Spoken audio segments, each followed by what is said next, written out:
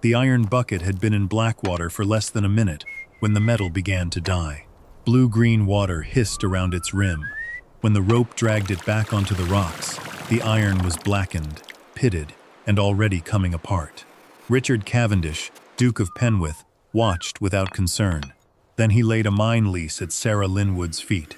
£5,000, 28 days. No steam pumps, no draining the pit, no leaving Cornwall while the debt remained unpaid. If she failed, the prison warrant would be executed, and every surviving trace of her dead brother's metallurgical work would pass into the hands of the man who had stolen it. The Duke saw an abandoned crater filled with millions of gallons of poisoned water. Sarah saw the red metallic crust forming on the ruined bucket. For 10 years, she had tested acids, ores, and dissolved metals beside her brother. She knew exactly what iron had pulled from that water. Blackwater was not empty. Its copper was already there. And when the Duke discovered what Sarah intended to do with it, he would buy every scrap of iron in the county to stop her. But by then, the most valuable source of iron at Blackwater would already be standing on his own land. The iron bucket struck the water with a hollow splash. Blue-green ripples spread across Blackwater Pit, bright enough to look almost clean beneath the hard summer sky. Then, a faint hiss rose from the surface. The rope trembled where it crossed the wooden pulley, and the 3 miners standing behind Sarah Linwood took 1 step away from the edge. Richard Cavendish did not move. His gray frock coat remained buttoned despite the heat. His boots were polished, his gloves pale and unmarked, and the silver head of his cane caught the sun whenever he turned it in his hand.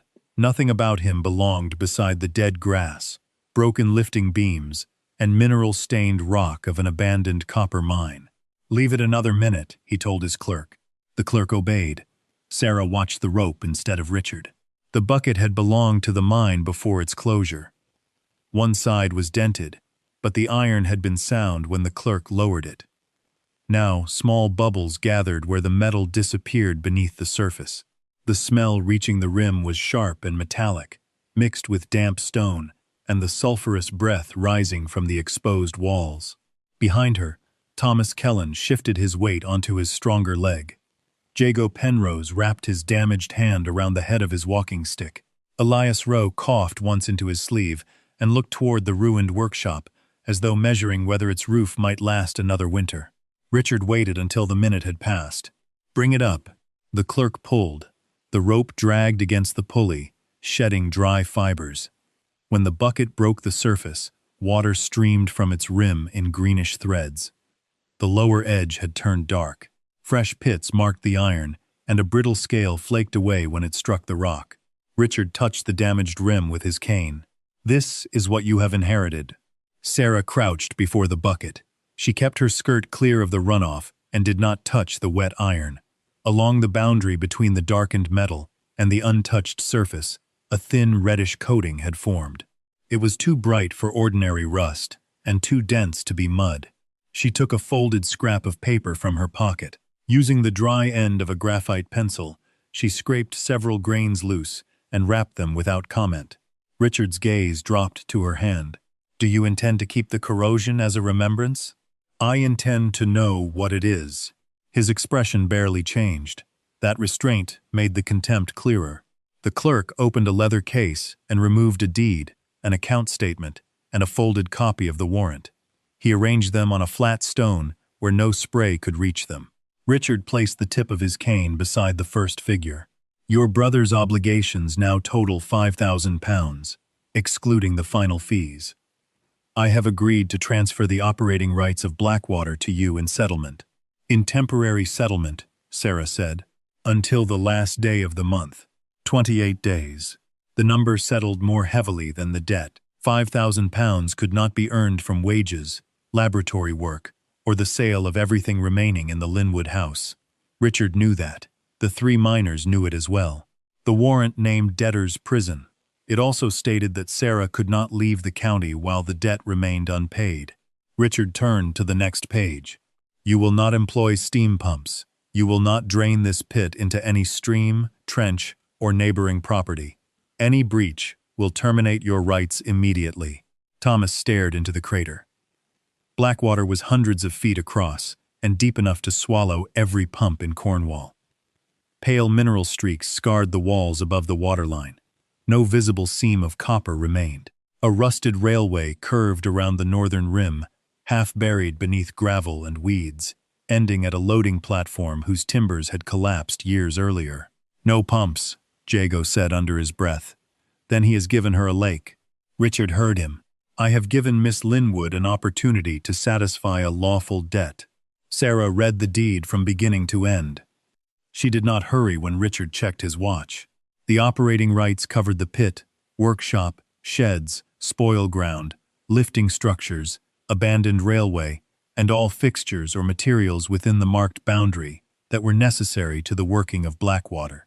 The language was broad, because Richard wanted every maintenance cost placed upon her. Rotten beams, broken rails, contaminated water, unstable banks once she signed, each became her responsibility. It also meant they became hers to use. She looked toward the line of rusted track. A reddish stain ran from one rail down the stone and vanished beneath the blue surface. Richard extended the pen. "You may refuse, of course. The bailiff is prepared to execute the warrant this afternoon." Sarah thought of her brother's laboratory after his death. Shelves emptied before she had been permitted to enter. Trial notes missing. Crucible designs appearing months later in Cavendish foundries under another man's name. Richard had never needed to confess what he had taken. He owned the courts, the loans, the transport lines, and most of the men qualified to testify. He expected prison to erase the last person who remembered otherwise. Sarah took the pen. Her signature appeared beneath the transfer clause, in narrow black strokes. Richard handed the deed to her as though passing over a burial order. "At sunset on the final day, I shall expect payment in full. And if I pay it, the rights become permanent, subject to the stated conditions. You will honor that?" His eyes met hers then. "I honor documents." Sarah folded the deed and placed it inside her leather case.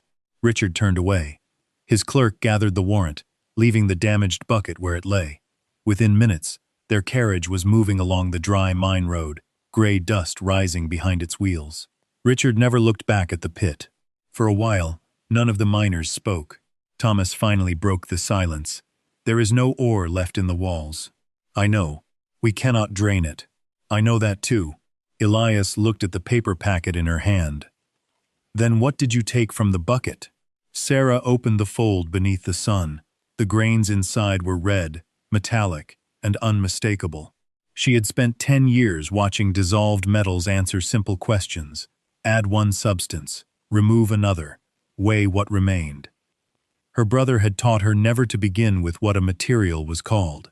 Begin with what it did. Iron had entered Blackwater. Copper had come out. She looked across the millions of gallons Richard believed would bury her. "We do not need to drain the mine," she said. "We need to find out how much copper the water is carrying." By noon, Sarah had divided Blackwater into 12 sections on the back of an old survey sheet. The original map showed shafts, galleries, loading platforms, and ore seams that no longer mattered. She drew a second grid over it in pencil, using the broken winding tower as north and the abandoned railway as her fixed line. Beside each section, she left space for depth, color, acidity, visible residue, and the weight of any metal recovered. Thomas watched from the shade of the ruined workshop. "You mean to measure the whole pit?" "I mean to stop guessing about it." The first sampling bottle was a cream-colored stoneware flask with a narrow neck. Metal containers were useless, so Jago wrapped the flask in a cradle of willow strips and tied it to the soundest length of hemp rope they could find. Elias repaired the old depth markers by knotting scraps of cloth at 10-foot intervals. They began near the southern wall, where pale streaks of mineral ran down the rock. Sarah lowered the flask until the first cloth marker touched the pulley, pulled a smaller line to tip it, then raised it without allowing the sample to wash away. The water near the surface was almost transparent in the bottle. At 20 feet, it was darker.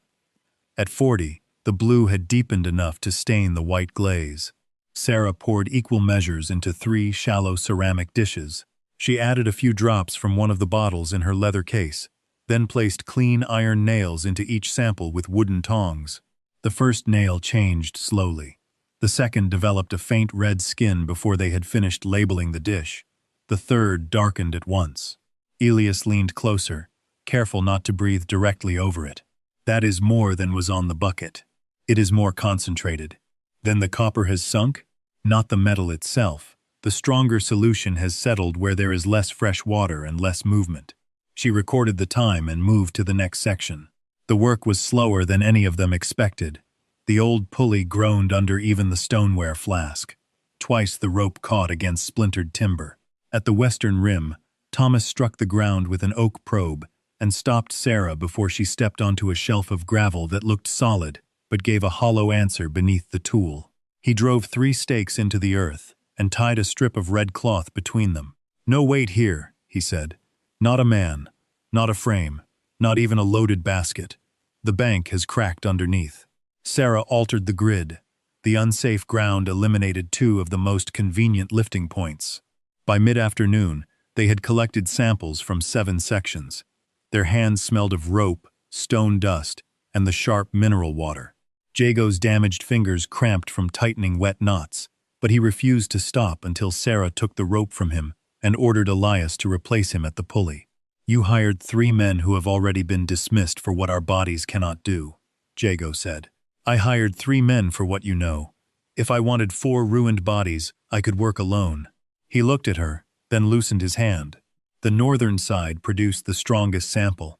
A rusted railway curved close to the rim there, its rails fixed to rotting sleepers with square iron spikes. Rainwater had once run along the track bed, carrying orange stains down toward the pit.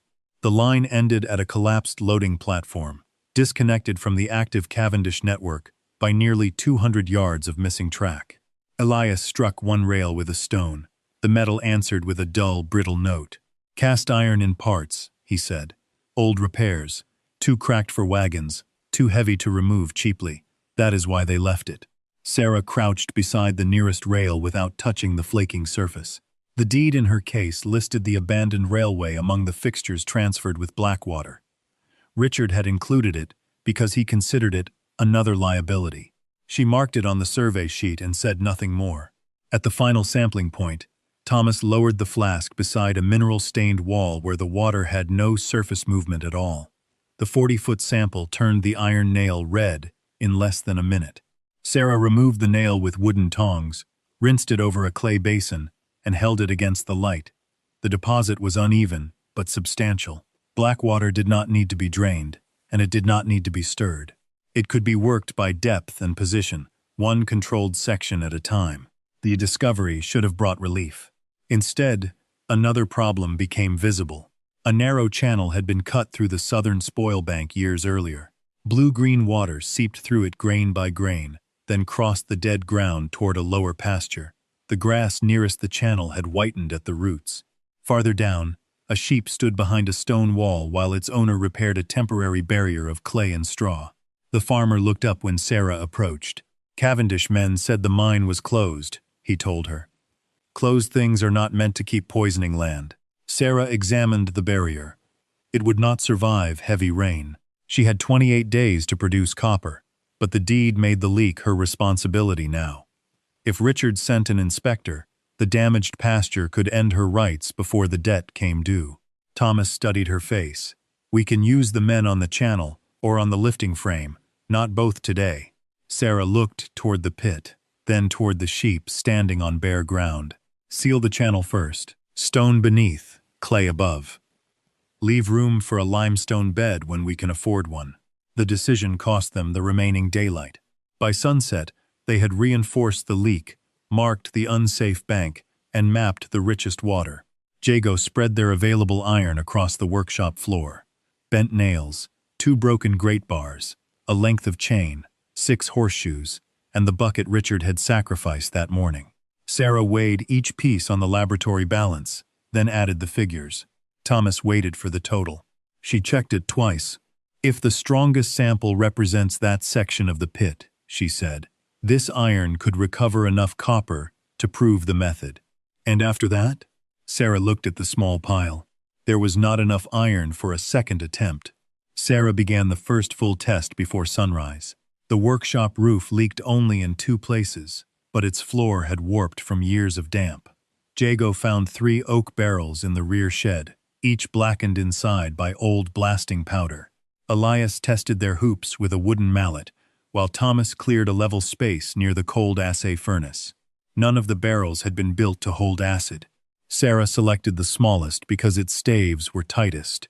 She heated pine resin in a clay pot, mixed it with powdered charcoal, and pressed the thick black sealant into every seam with a wooden paddle. A second coat went around the base. They lost half the morning waiting for it to harden. Thomas looked toward the pit through the open doorway. "We could put the iron straight into the water and lose the copper into the mud," Sarah said. "First, I need to know what one measured quantity of water can produce." She had worked from measured samples for 10 years. Her brother had insisted that every experiment begin with a weight, a volume, and a question narrow enough to answer. Memory came to her through the click of the balance, not through his face. The small brass weights still carried his scratched initials. She set them beside the scale, recorded the mass of each piece of scrap iron, and returned to the barrel before grief could turn useful work into delay. They carried water from Blackwater in stoneware jars. Each journey required 2 people. The jars could not be filled completely, and the path from the pit crossed loose rock that shifted beneath their boots. By noon, they had moved less than 40 gallons. Sarah's shoulders burned from the carrying pole, and Elias's coughing forced him to stop after the 4th trip. She assigned him to the furnace instead. "No one earns a wage here by proving he can die faster," she said. Elias gave her a tired look. "That rule includes the owner." Sarah pretended not to hear him. The barrel held the strongest water from the northern section.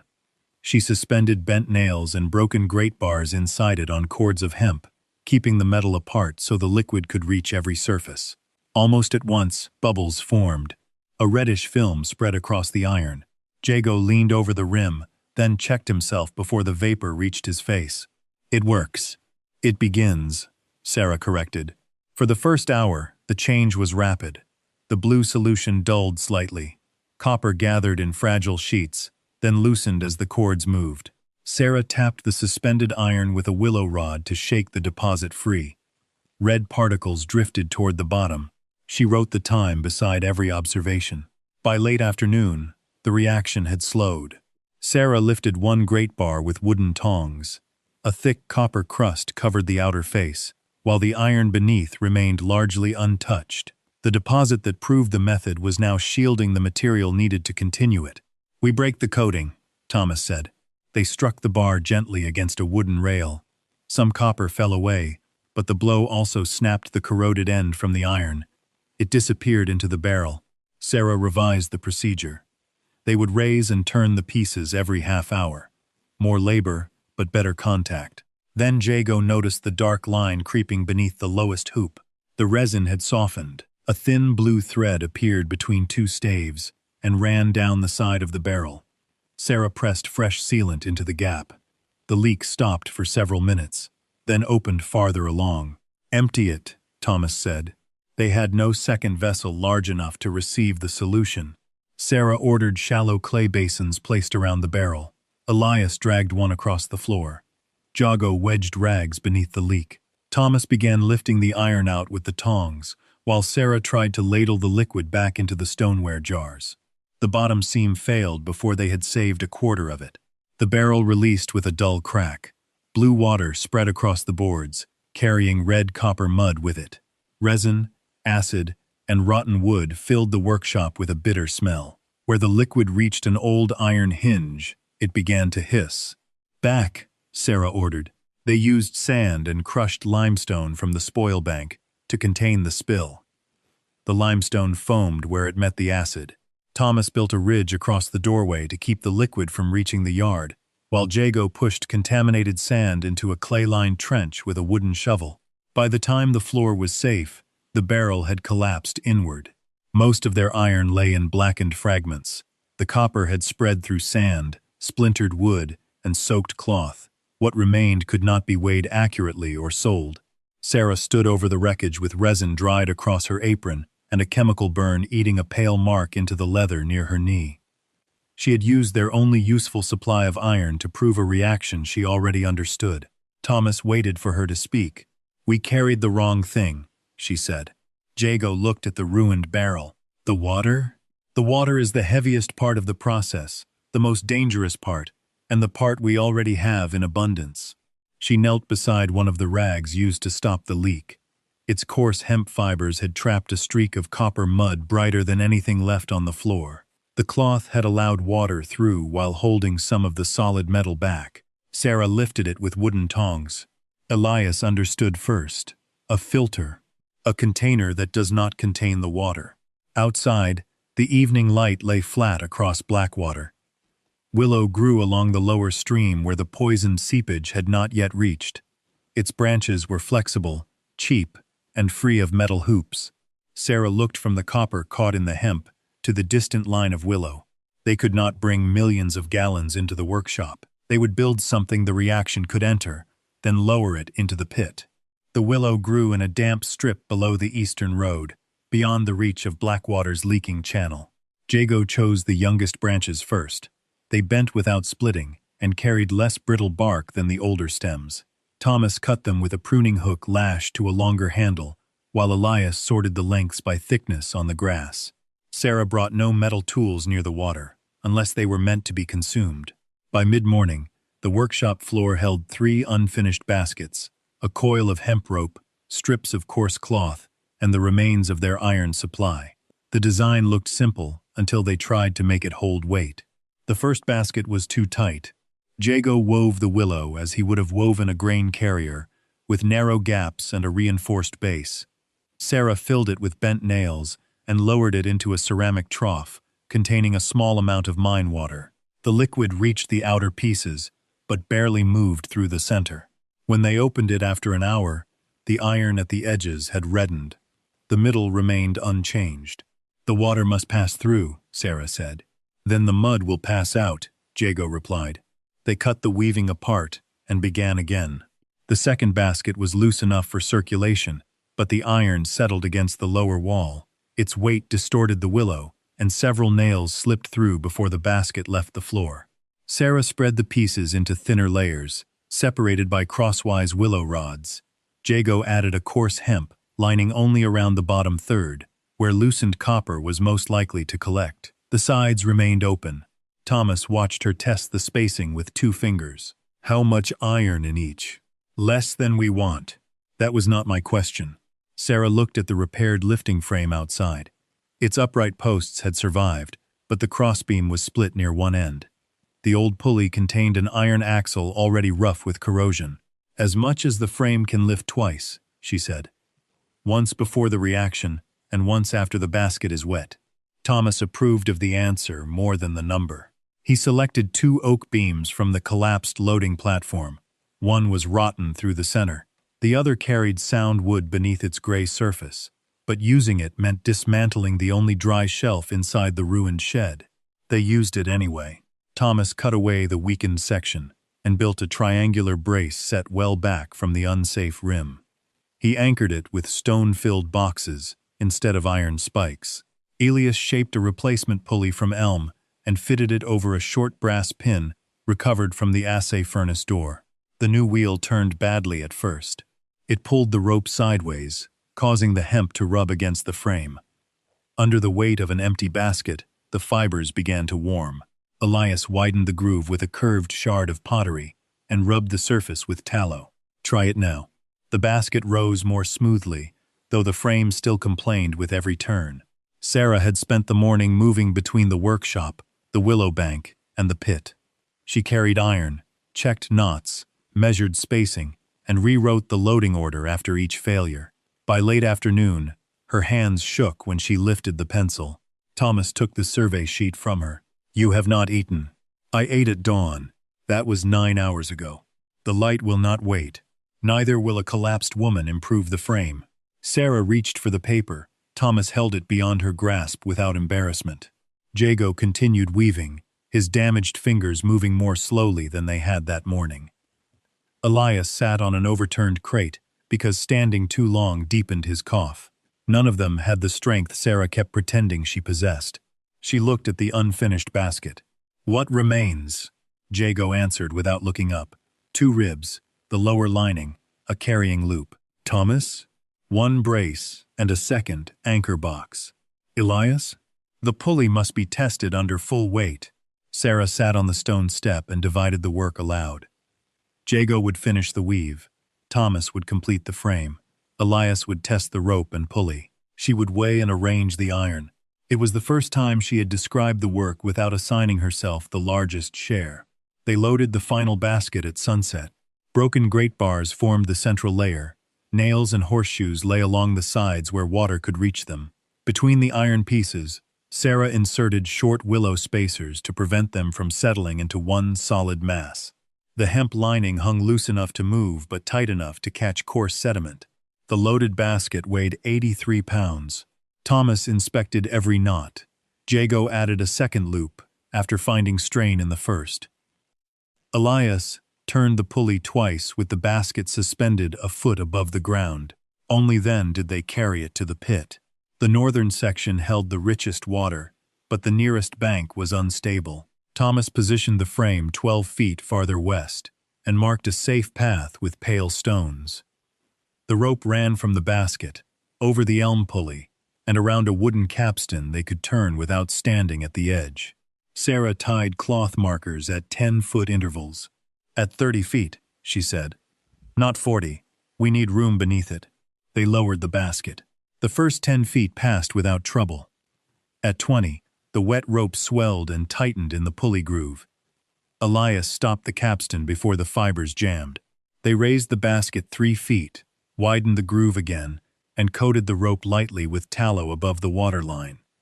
The adjustment cost them nearly the last of the daylight.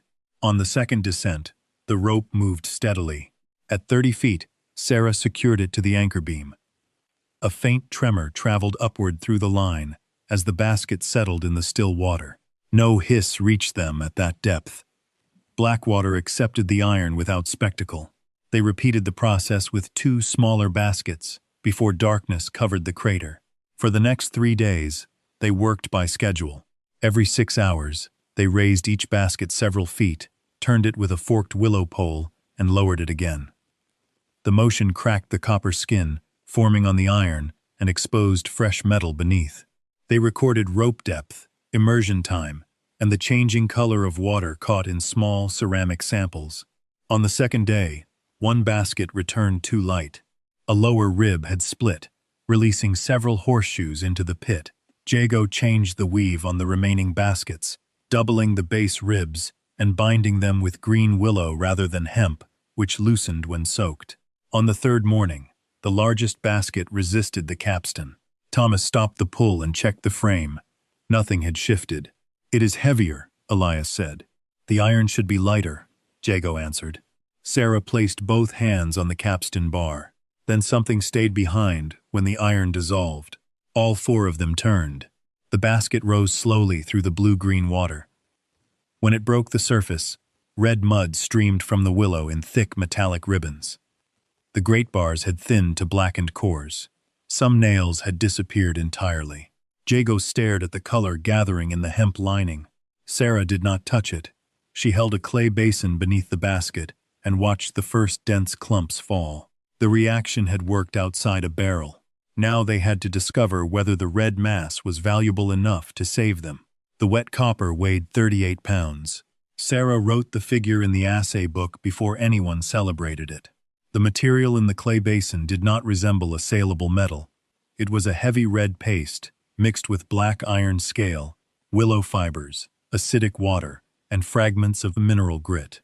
When Jago pressed the surface with a wooden spoon, blue liquid rose around the mark. Thomas looked from the basin to the furnace. How much will remain after you clean it? That is what we must learn. They could not afford to waste fresh water. The repaired seepage channel still required limestone, and the nearest working well belonged to the farm below the mine. Sarah carried 2 covered buckets there and asked the farmer's permission before drawing from it. He glanced toward the strip of dead grass beneath Blackwater. You stop the leak from widening, he said. Take what you need, not what you do not. Sarah agreed. Back at the workshop, she divided the copper mud into 3 portions. The first was rinsed once, the second twice, the third until the runoff lost most of its blue color. Each portion went into a separate hemp cloth and was twisted beneath a wooden press Jago assembled from an old door beam. The press forced acidic water into clay pans below. Elias added crushed limestone by the spoonful until the liquid stopped foaming. They carried the neutralized sludge to a lined trench away from the stream. Nothing was poured onto bare ground. The first cloth retained too much dissolved salt. The second produced a cleaner red cake. The third was cleaner still, but the extra washing carried fine copper particles through the weave and into the settling pan. Sarah measured every loss. 2 rinses, she decided. Then let the wash water stand. We recover what settles. Jago peeled the second cake from the cloth. It held together like damp brick clay. And now? Now we remove the water without burning the metal. They spread the material across shallow earthenware trays and placed them near the assay furnace rather than inside it. Too much heat would harden the outer layer while trapping moisture beneath. Sarah turned the copper with a wooden spatula every half hour. Red vapor stains appeared on the trays where acidic droplets escaped. By evening, the material had become a coarse powder. The furnace presented the next risk. It was built for small ore tests, not production. One firebrick had split. The bellows leaked along a leather seam, and the crucible, large enough for their cleanest batch, carried a hairline crack near its base. Elias held it toward the doorway. We used this once. Sarah examined the crack. Or it breaks when the copper is molten. We have no other crucible. Jago offered to bind it with wire, but Sarah refused. Iron wire near the heat could distort the vessel and contaminate the melt. Instead, Elias packed the crucible inside a larger clay shell with sand between the walls. If the inner vessel failed, the outer shell might hold long enough to save the metal. The arrangement reduced the space inside the furnace and demanded more fuel. They had coal for one serious attempt. Sarah mixed the dried copper with a measured amount of charcoal and flux. Too little flux would leave mineral residue in the metal. Too much would trap copper in the slag. She chose the middle proportion from her brother's notes, then crossed out his original estimate and adjusted it for the finer Blackwater material. Thomas worked the bellows first. Elias watched the color inside the furnace.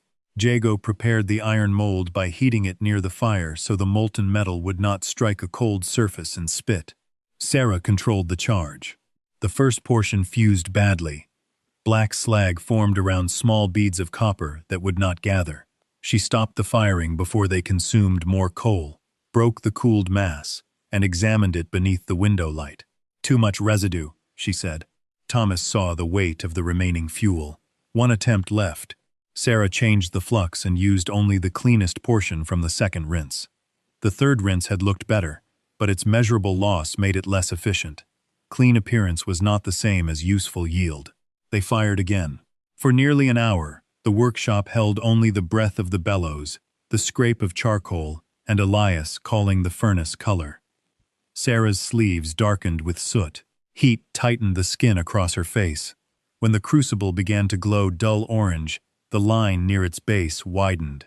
Now, Elias said. Thomas stopped the bellows. Jago opened the furnace with long wooden-handled tongs. Sarah and Elias lifted the nested vessels together. The inner crucible cracked as they turned it. Molten copper spilled into the outer shell, but did not escape. Sarah changed her grip, brought the lip over the mold, and poured before the clay could fail completely. A narrow stream of red-gold metal filled the channel. Slag gathered at the final edge. Sarah cut the pour before it followed. The ingot cooled unevenly. Its surface was rough, and one end held a shallow cavity where gas had escaped. It was not beautiful. It was solid copper. Sarah weighed it after midnight. 11 pounds, 6 ounces. The number brought no cheer at first. They had begun with 38 pounds of wet material, consumed most of their coal, damaged their only large crucible, and spent a full day producing an ingot small enough to carry beneath one arm. Then Elias struck it lightly with a wooden mallet. The metal answered with a dense, clean note. The following morning, a traveling engineer named Arthur Hale arrived at Blackwater looking for the old railway connection. He had been sent to inspect possible transport routes for a telegraph contractor and expected to find an abandoned mine. Instead, he found 3 baskets hanging in blue-green water, and Sarah filing a bright surface onto the ingot. He asked what foundry had made it. "This one," she said. Hale examined the cut face through a small lens. He found no large gas pockets and little visible slag. He asked for a shaving, heated it over a spirit lamp from his case, then bent it twice with pliers. "What ore did you smelt?" "We did not smelt ore." Sarah showed him the red residue on a thinned iron bar and explained only enough to establish the process. She did not mention her brother's notebook or the terms of the debt. Hale weighed the ingot in his hand. Telegraph wire fails where the copper changes from one length to the next. A clean sample is useful. A repeatable sample is valuable. CD, he placed 2 gold sovereigns on the assay table for a section of the ingot. Thomas stared at the coins. Sarah asked, "What would make the rest valuable?"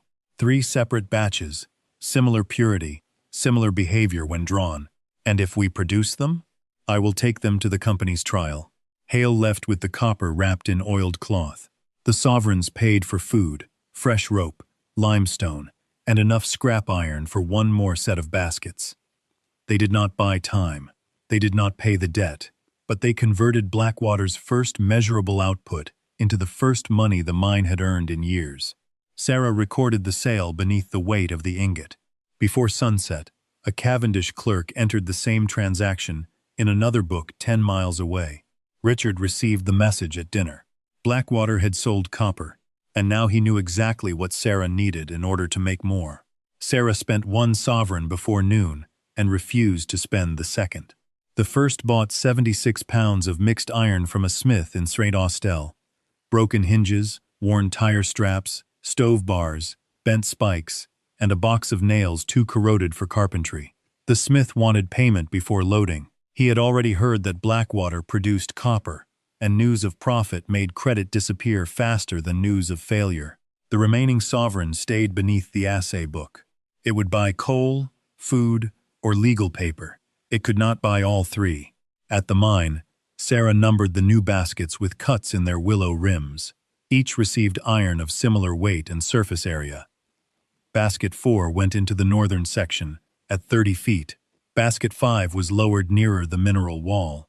Basket 6 hung 10 feet higher, where the water was paler. Jago watched her arrange the loading sheets. "You are making 3 different trials. I am making 3 batches that can be compared. We need weight. We need weight that behaves the same every time."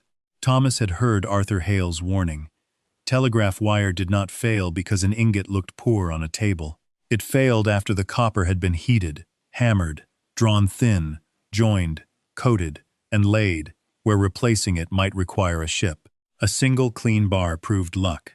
3 matching bars might prove a process. For the next 2 days, the baskets followed separate schedules. Sarah recorded immersion time, depth, iron weight, watercolor, and the amount of red material recovered. The richest section produced copper fastest, but it also carried more black sediment from the wall. The higher basket yielded less material and required more iron for every pound recovered. The middle depth gave the best balance. Sarah changed nothing after recognizing it. She needed the second batch to confirm the first, not improve it halfway through. That discipline cost them nearly 9 pounds of possible output. Thomas saw the unused space in one basket and asked why she did not add the remaining nails. "Because then we would no longer know whether the result came from the depth or the extra iron. The debt collector will not ask whether your notes are elegant. No, the telegraph company will ask whether the next mile of wire matches the last." They pulled basket 4 on the evening of the second day. The recovered mud weighed less than the first successful load, but it contained fewer willow fragments. Jago had tightened the lower lining and added a removable hemp pad that could be lifted directly into the press. The change saved nearly an hour of scraping and reduced the amount left between the ribs. Basket 5 came up the following morning with heavier black residue. Sarah separated it, rather than mixing the 2 lots. Elias frowned at the extra basins. "You could hide the dirt by spreading it through both, and hide the reason when both ingots fail." He nodded once. It was the answer he had wanted. The washing procedure now took 2 rinses, followed by overnight settling of the runoff. Sarah recovered the fine copper from the bottom with a horn spoon. She dried each batch on a separate group of trays and marked them with charcoal lines. Fuel became the limiting cost. The assay furnace consumed too much coal when fired for a single small charge. Elias proposed melting 2 batches during the same heat, one after the other, while the brickwork remained hot. The risk was contamination from slag left in the furnace. They spent 3 hours cleaning it with pottery scrapers and a stiff brush made from heather roots. Jago repaired the bellows seam with boiled leather and wax. Thomas built a second mold from compacted sand inside an oak frame because the iron mold retained traces from the first firing. Sarah chose the order. The dirtier batch would be melted first. If residue remained, they would see it before risking the cleaner material. The first crucible produced a bar with dark streaks along one edge. Sarah cut it while still warm enough to mark, and found tiny, brittle inclusions inside. The batch from near the mineral wall carried too much unwanted matter. They could have filed the surface smooth and presented only the clean end. Instead, Sarah stamped the bar with a cross and entered it as rejected. The second charge poured more evenly. Its surface cooled without the large cavity seen in the first ingot. When Elias struck it, the sound was shorter than Sarah expected, but the cut face showed no visible pockets. The third batch followed before the furnace lost heat. By midnight, 2 accepted bars lay beside the original ingot, each labeled with basket number, depth, iron weight, and furnace charge. They were similar, but Sarah still lacked the test that mattered. Arthur Hale returned with a wire drawer named Matthew Crow and a wooden case of measuring instruments. Crow had forearms hardened by years at the drawbench and little patience for explanations. He cut equal pieces from all 3 accepted bars, and from a Cavendish foundry sample, Hale carried for comparison. Each piece was annealed over charcoal, hammered square, then pulled through a sequence of steel draw plates. The Blackwater copper resisted the first opening. Sarah's stomach tightened until Crow reheated it and tried again. "Too cold on the first pass," he said. Not the metal's fault. The second attempt drew cleanly. One Blackwater sample split near the end because a grain of residue had remained inside. The other 2 passed through successively smaller holes until they became thin, even wire. Crow coiled them around a wooden mandrel and bent them back. The Cavendish sample drew faster, but one section showed a faint roughness where the metal changed hardness. Hale connected the wires to a compact test set, battery cells, a galvanometer, and equal lengths laid across the assay table. The needle moved for each circuit. Then, he repeated the measurement, and repeated it again. The 2 best Blackwater wires gave nearly the same reading. The Cavendish pieces varied more from one cut to the next. Hale closed the switch. "This is not the purest copper I have tested," he said. "It may be the most consistent I have seen from one small works." Sarah looked at the rejected bar, marked with a cross. "What must improve?" "Remove the mineral sediment before firing. Keep the batches separate, and show me that you can make enough of it to matter." He unfolded a notice from the National Telegraph Company. Its purchasing committee would inspect Cornwall suppliers on the 28th day of the month. Sarah had 12 days remaining. Hale wrote Blackwater onto the list of candidate works. The 3 miners read the name after he left. For the first time, their mine appeared beside foundries that employed hundreds of men.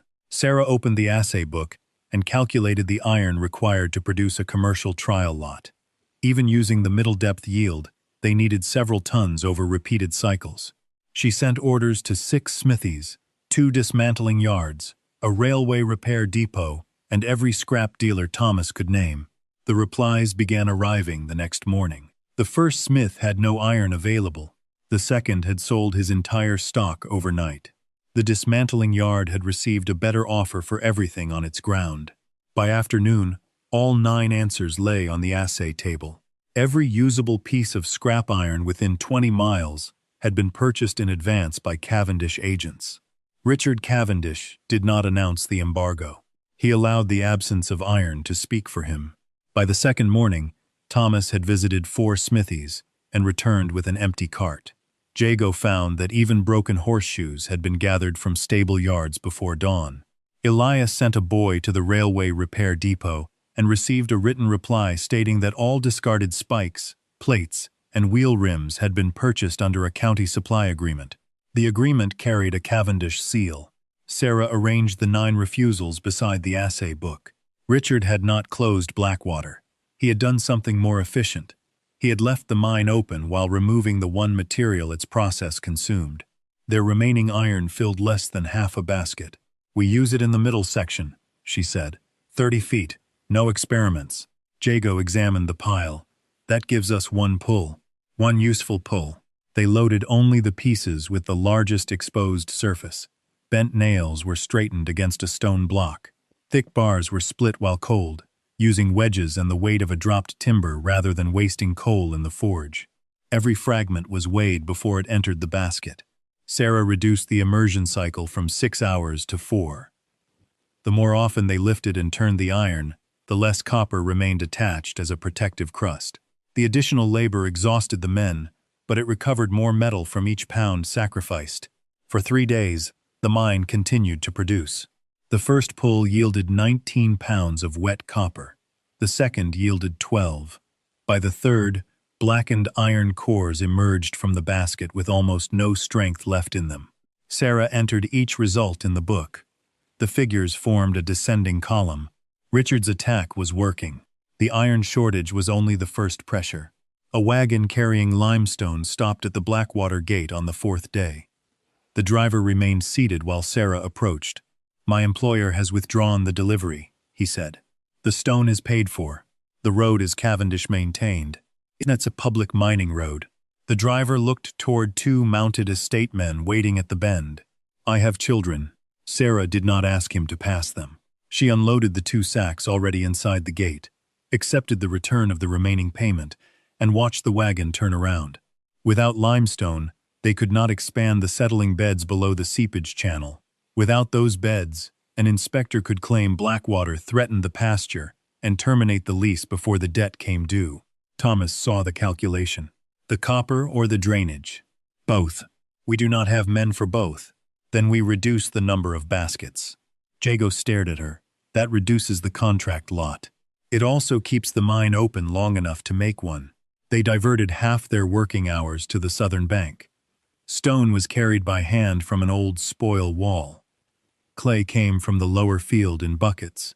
The farmer, Josiah Trevin, brought a cart without being asked, though he stopped outside the mine boundary so Richard could not accuse Sarah of using Cavendish roads for unpaid freight. His eldest daughter drove it.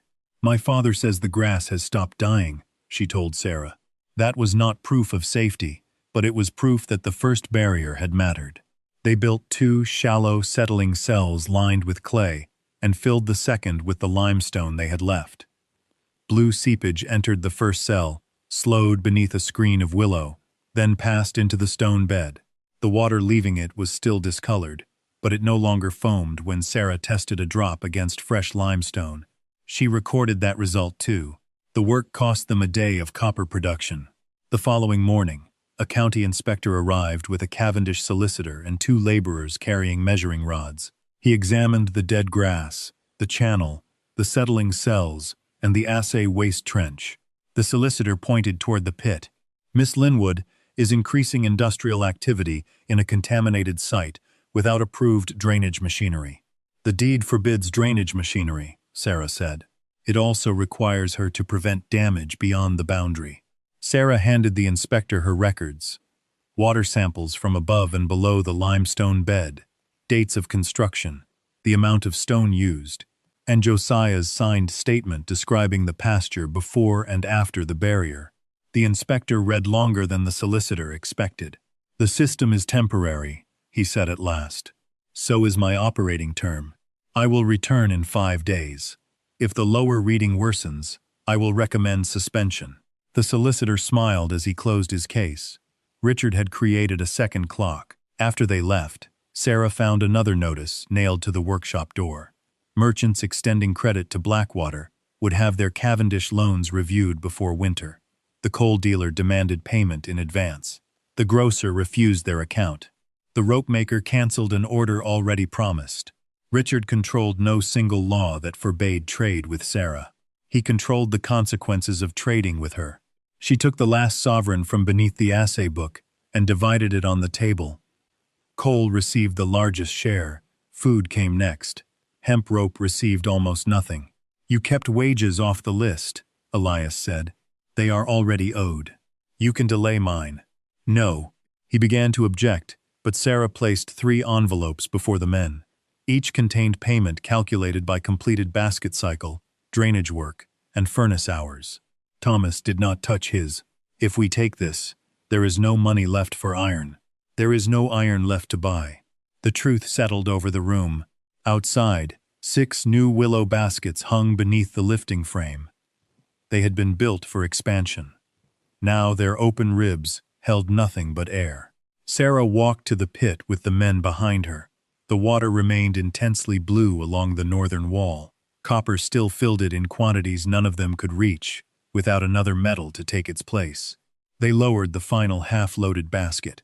4 hours later, it returned with less than 7 pounds of wet red mud. Arthur Hale arrived before sunset.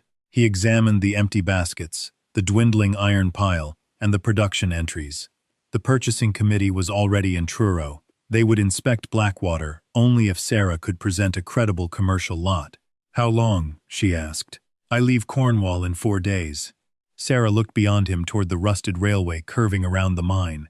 Its rails caught the low sun in broken orange lines, fixed to sleepers Richard had abandoned because removal cost more than the metal was worth. 4 days remained. The hissing water still held the copper.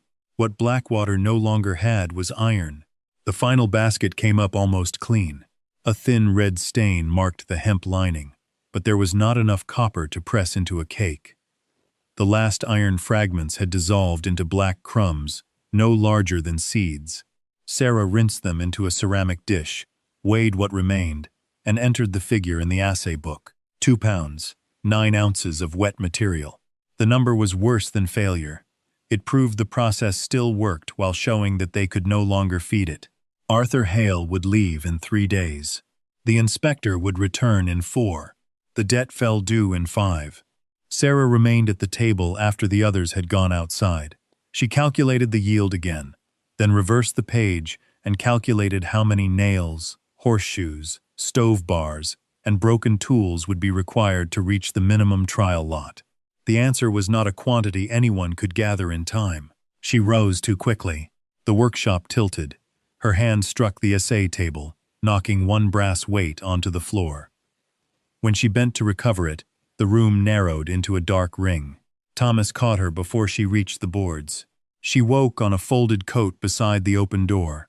The afternoon air smelled of clay, willow bark, and the faint acid breath of the pit.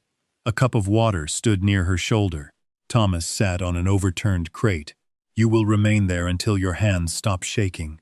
We have 3 days. You had 3 days before you fell. Sarah pushed herself upright. Her arms answered with a weakness she could not hide. Jago stood near the furnace, cutting spoiled hemp from a basket frame. Elias had spread every remaining document across the assay table. The transfer deed, the debt statement, Richard's environmental conditions, the mine survey, and the notices sent by the solicitor. We know the chemistry, Elias said. The chemistry is not the problem. The problem is iron. The problem is, who owns the iron? Sarah looked toward the empty storage corner. Richard owned the foundries. He controlled the repair depot, the smithies through debt, and the transport yards through contracts. Anything movable outside Blackwater could be purchased, threatened, or delayed. Thomas placed the transfer deed beside her. Read what he gave you. I have read it. You read it when he was waiting for you to sign. Read it as a mine owner. Sarah took the deed. The first pages described the debt, deadline, restrictions, and penalties. She had studied those clauses until she could recite them. The later pages transferred responsibility for the workshop, spoil banks, damaged lifting structures, contaminated water, abandoned loading ground, and railway fixtures within the marked boundary. She reached the line she had noticed on the first morning. The holder of the operating rights could alter, remove, consume, or employ any fixture or material necessary to the working of Blackwater during the term of the agreement. Sarah read it again. Fixtures, Jago said. Elias pointed through the doorway. The abandoned railway curved around the northern rim, orange with rust beneath the summer light. Two parallel rails ran from the collapsed loading stage toward the old junction, where the track ended well inside the mine boundary. Weeds grew between the sleepers. Several rails had cracked at the bolt holes. Others had sunk into gravel under their own weight. Sarah had treated the railway as evidence of Richard's neglect. She had never calculated it as inventory. How much? She asked. Elias had already begun. He placed a page before her showing rail lengths, estimated section weight, repair plates, spikes, and cast iron chairs. Even allowing for unusable pieces and the short section near unstable ground, the line contained many tons of iron. Enough for more than the trial lot, he said. Enough for repeated cycles. Thomas added, It is disconnected. No wagon has crossed it in years. Richard will call it theft. He wrote that you could consume it. He will claim the railway is not necessary to the working of the mine. Jago looked toward the empty baskets. Without iron, there is no working mine. The solution was physically obvious. That made the legal risk sharper, not smaller. Sarah stood carefully and carried the deed outside. She followed the rails from the ruined loading stage to the point where they disappeared beneath thorn and gravel. Every yard remained within the boundary marked on the survey. The missing connection to the Cavendish network lay beyond a stone marker and a broad stretch of bare road.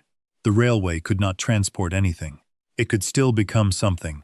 Near the pit, rust from one rail had washed down the rock in a long brown streak. Sarah broke away a flake with a piece of pottery and held it beside the red stain left in the final basket. Iron above, copper below. Richard had placed one beside the other and seen only two abandoned costs. Sarah returned to the workshop. We need a legal witness. The nearest solicitor who did not owe Richard money lived 12 miles away and had already refused to act for Blackwater. Thomas suggested the parish clerk. Jago named a retired mine captain who had surveyed the old boundary. Elias proposed Josiah Trevin, whose pasture gave him a direct interest in whether the mine continued operating safely. Sarah chose all three. The parish clerk arrived before dark, carrying his seal, an ink bottle, and obvious fear. The retired captain came with the original boundary notes folded inside his coat. Josiah brought his daughter and refused payment. They walked the entire railway line. At each marker, the captain confirmed the track remained within Blackwater. The clerk recorded the condition of the rails and the absence of any connection to an active transport route. Josiah signed as an independent landholder. Sarah added a production statement showing that iron was an essential consumed material in the recovery process. The clerk read the fixture clause twice. This may be lawful, he said. Maybe. A court decides what words mean after powerful men object to them. Sarah looked at the rails. A court will not decide before the debt expires. No. Then Richard selected the deadline, so the argument would never be heard. The clerk did not answer. By sunset, Sarah had a witnessed inventory, a boundary statement, and a signed interpretation that the abandoned line could be used as an operating material. None of those papers could prevent Richard from seeking an emergency order. They could only make his claim contestable after the work had begun. Speed was now part of the legal strategy. Thomas tested the first rail chair with a sledgehammer. The bolt broke, but the chair held fast beneath years of mineral crust. Jago drove a wooden wedge under the plate, while Elias heated the joint with a small charcoal brazier placed well away from the pit. The work was harder than calculation suggested.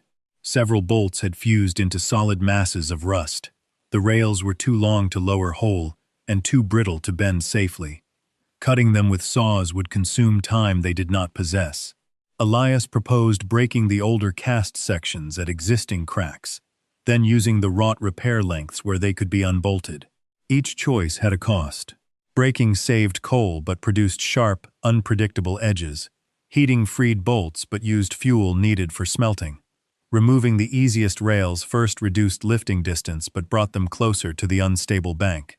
Sarah divided the line into working zones. Thomas marked safe ground and supervised the lifting frame. Elias identified fracture points. Jago built heavy willow cradles around the rail sections so corroded edges could not cut the ropes.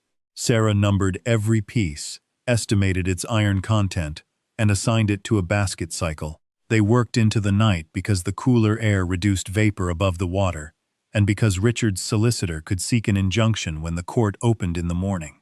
The first section broke free shortly after midnight. It was 6 feet long, dark beneath the rust, and heavier than any basket they had lowered before. The 4 of them could not carry it by hand.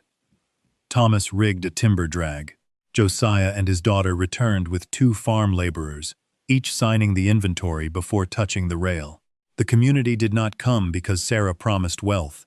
They came because she had paid wages when she could least afford them, stopped the poison from spreading, and shown them records, instead of asking for faith. At the lifting frame, Jago secured the rail inside a reinforced willow cradle. Sarah checked the rope, the pulley groove, the anchor boxes, and the safe path twice. The rail hung over Blackwater. For the first time since Richard imposed the embargo, Sarah had more iron before her than she could weigh on the assay scale. She opened the production order on the flat stone where she had signed the deed. The clerk placed his seal beneath her signature. The retired captain and Josiah signed as witnesses. Sarah read the final line aloud. Abandoned railway fixtures, consumed as necessary material in the lawful operation of Blackwater Mine. Then she gave Thomas the order to lower the rail. The old iron descended toward the blue-green water, carrying Richard's own claws with it. The first rail entered Blackwater before dawn. It struck the surface flat, sending blue-green water over the willow cradle in a low sheet. A sharper hiss followed than any basket had made. Rust loosened at once, turning the water around the iron brown before the color dispersed into the pit. Sarah watched the rope markers descend. 20 feet, Thomas called. Hold there. The rail hung in the richest middle layer, 6 feet below the normal basket depth, so its full length remained surrounded by moving solution. Jago used a forked willow pole to steady the cradle until the rope stopped twisting. Elias checked the anchor boxes and found the western one shifting under the unfamiliar load. Up 2 feet, he said. Thomas turned the capstan. The rail rose, while Elias drove a timber brace behind the box and packed stone beneath its forward edge. 10 minutes lost, but no broken frame. Sarah entered the adjustment beside rail 1. Nothing went into Blackwater without a number. By sunrise, 3 sections hung beneath the surface. The largest remained intact. The older cast section had split along an existing crack during lowering, but Jago's cradle caught both halves. More exposed edges meant faster reaction, though it also meant more rust and scale in the recovered copper. They had less than 2 days to produce, wash, dry, melt, and test a commercial lot. The old process could not move fast enough. Sarah changed it. Instead of waiting 3 days for the iron to dissolve deeply, they would raise each cradle every 4 hours, scrape loose copper into lined troughs, turn the rail, and lower it again. The rails would survive several cycles. The copper could be collected before sediment buried it. The trade-off was labor. Thomas's injured leg stiffened after the second pull. Elias's breathing worsened near the furnace. Jago reopened the scar across his damaged hand when a wet rope shifted through his grip. Sarah divided the mine into 2 crews. The farm laborers and Thomas handled lifting from safe ground. Jago supervised cradles, lining, and scraping. Elias prepared furnace charges and rejected any material carrying too much black scale. Sarah moved between every stage, but no longer took a place simply because it was the heaviest. At the first raising, red copper covered the rail in ragged sheets. Some broke away into the hemp lining. More clung to the iron. Jago struck the cradle with a willow club while it hung over a clay trough. Dense flakes fell with the sound of wet leaves. The recovered mass weighed 61 pounds before washing. By noon, the second rail produced 48. The third yielded less because its surface carried old tar from a repair. Sarah stopped the batch, ordered the rail removed, and had Elias heat and scrape it clean before it returned to the pit. Losing 4 hours was better than contaminating the trial lot. A Cavendish carriage arrived during the cleaning. Richard's solicitor stepped down with 2 estate men and a folded notice. You are destroying property belonging to His Grace. Sarah did not leave the washing table. The railway is listed among the Blackwater fixtures. You were granted operating use, not ownership. The deed grants the right to alter, remove, consume, or employ materials necessary to operation. The solicitor opened the notice. You are instructed to cease until a court determines the meaning of that clause. Is that an injunction? It is formal notice of objection. Sarah held out her hand. He did not give her the paper. Then it is not an order. Behind her, the capstan resumed turning. The solicitor's face tightened. You will answer for every rail. They are numbered, weighed, witnessed, and entered in the production record. Your client may answer for the wording. The estate men remained standing, but neither crossed the marked boundary. Josiah Trevin, the parish clerk, and the retired mine captain were already present. More witnesses would not help Richard. His solicitor returned to the carriage. He took the rejected tarred rail with him only in his eyes. Through the night, Blackwater consumed the railway by degrees. The mine did not glow or roar. It worked with a quieter violence. Iron darkened, copper loosened, ropes creaked, water dripped from willow cradles into waiting troughs. Each cycle left the rails thinner and the assay book heavier with figures. At dawn on the inspection day, Sarah had enough dried material for 4 furnace charges. The first produced a brittle bar and was rejected. The second poured cleanly. The third and fourth followed while the brickwork remained hot. Elias skimmed the slag. Jago heated the molds. Thomas kept the bellows moving from a chair when his leg would no longer hold him. By mid-morning, 6 accepted ingots lay on the table beside 3 earlier samples. Arthur Hale arrived with the National Telegraph Company's purchasing representative, 2 wire drawers, and a portable testing set. Richard came 20 minutes later. His gray coat was as clean as it had been on the day of the transfer. Dust marked only the lower edge of his boots. He looked first at the missing length of railway, then at the rails suspended over Blackwater. You have dismantled my line. Sarah placed the deed on the assay table. Your abandoned fixture. Richard read the marked clause. He did not raise his voice. That language was intended for maintenance. Then it should have said maintenance. The purchasing representative did not ask either of them to explain further. He examined the witnessed boundary record, the rail inventory, the immersion times, the copper yields, the rejected batches, and the furnace logs. Then the wire drawers began. Equal sections were cut from 3 Blackwater ingots and 3 Cavendish samples. Each was heated, hammered, and drawn through successively smaller openings. 1 Blackwater length broke where Sarah had already marked a sediment-heavy batch. The other 2 drew evenly. A Cavendish wire passed the plate, but showed a rough section midway down its length. Hale laid equal coils across the testing table and connected the galvanometer. The first signal traveled through the Cavendish wire. The needle moved, then settled lower than expected. The second length gave a different reading.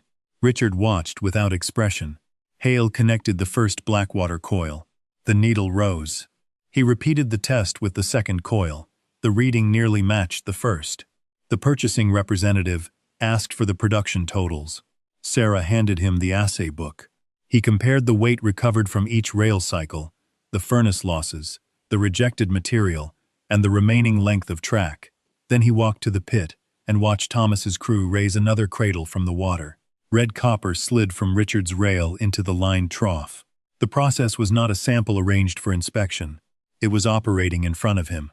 The representative returned to the workshop and placed a contract on the table. The first clause offered an advance against a commercial trial shipment. The second reserved the company's right to purchase Blackwater copper for 3 years if the next deliveries matched the tested lots. Richard's solicitor stepped forward. The title to this operation remains disputed. Sarah placed the debt statement beside the contract. The advance pays it in full. For the first time, Richard looked at the gold figure rather than the mine. The purchasing representative uncapped his pen, then paused. One condition remains. We will not secure a metal supply by creating a poisoned valley. Before this is signed, I need proof that Blackwater can increase output without increasing the discharge below the southern bank. The contract remained open between them. Sarah had defeated the iron embargo and proved the copper could carry a signal. Now she had to prove the empire built from poisoned water would not poison everyone beneath it. Sarah did not answer the purchasing representative at once. She closed the contract, placed the assay book on top of it, and led the inspection party toward the southern bank.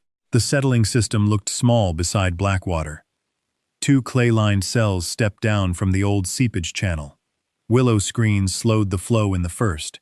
Broken limestone filled the second. Below them, a third basin had been marked out with stakes but not yet dug. Richard stopped at the upper edge. "This is your proof?" "It is the beginning of it," Sarah said. She gave Arthur Hale 2 sealed bottles. One held water taken above the limestone bed. The other came from the channel below it. Each label carried a date, time, location, and the initials of the parish clerk. Hale tested both against fresh limestone. The first sample foamed sharply. The second gave only a brief response. The county inspector arrived before the result had settled. He had brought his measuring rods, sample jars, and the same Cavendish solicitor who had visited 4 days earlier. The inspector examined the banks for new seepage. He compared the level marks Sarah had cut into the stones, checked the clay lining, and followed the lower channel to Josiah Trevin's pasture. The grass nearest the old spill remained dead. Beyond it, no new whitening had appeared. Josiah stood at the wall with his daughter. "The sheep have used the lower strip for 2 days," he said. "No sores, no sickness." The inspector did not accept the statement as proof by itself. He collected his own samples and returned to the cells. "You cannot increase production with 2 beds this size," he told Sarah. "No. The contract advance will build 6. She unfolded a plan drawn on the reverse of the old mine survey. It showed a chain of settling basins, each lower than the last, with replaceable limestone beds and a final holding pond before any water reached the pasture. Waste from washing would be kept separate in lined trenches.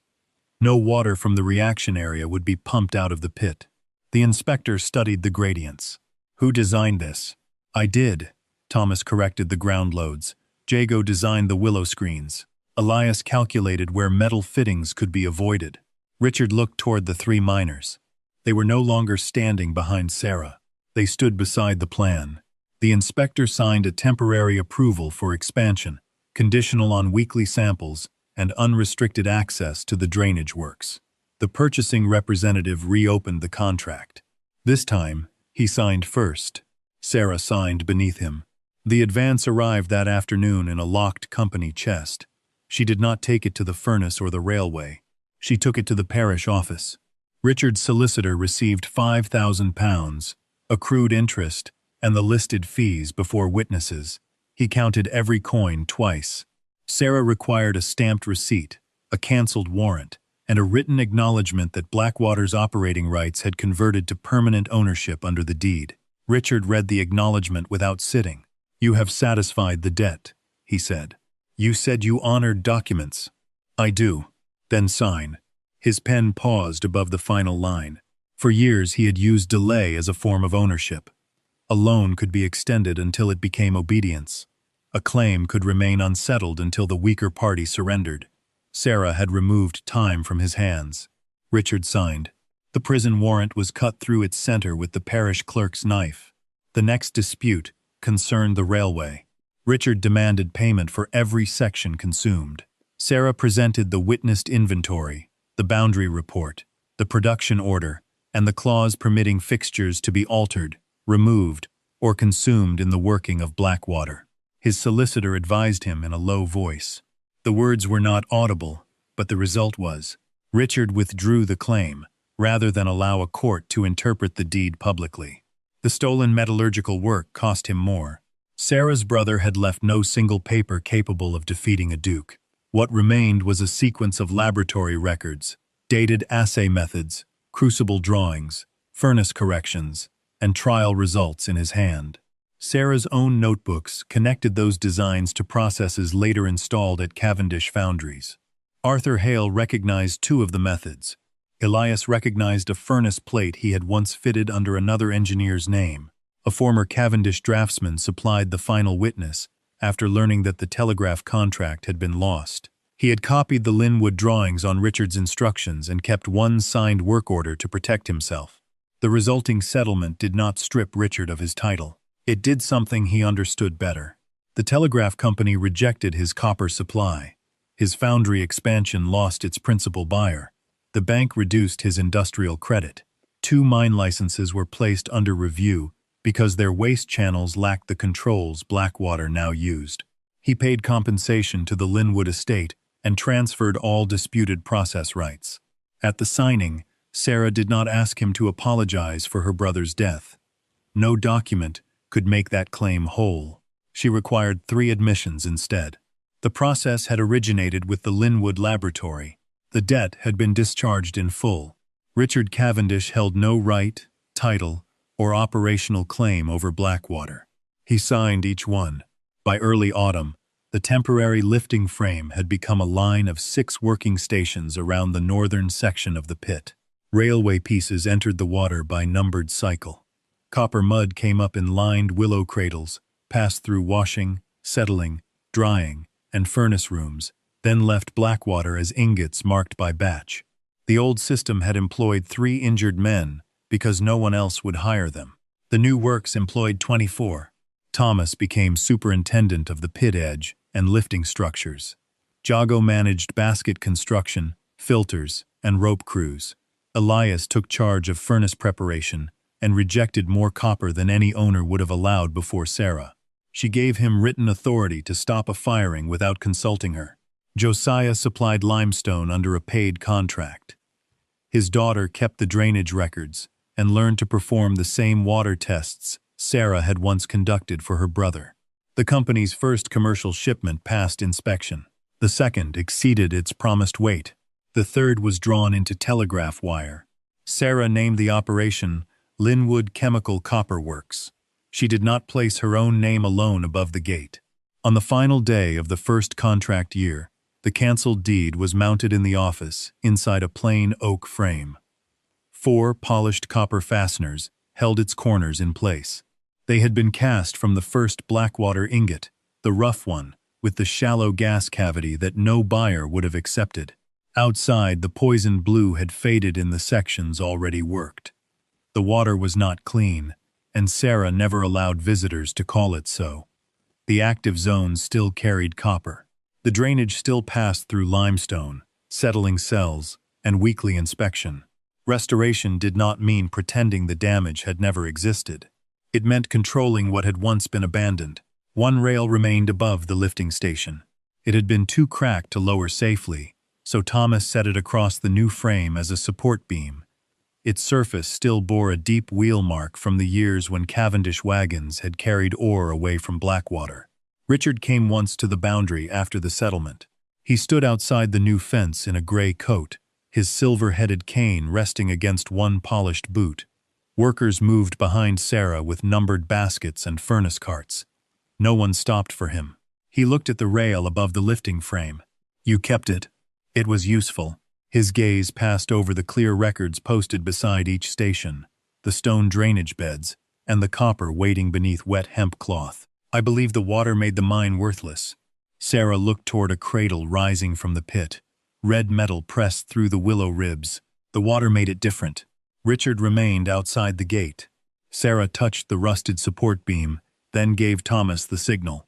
The final cradle of the day descended into Blackwater beneath the railway that had once carried Richard's fortune. Now it fed hers.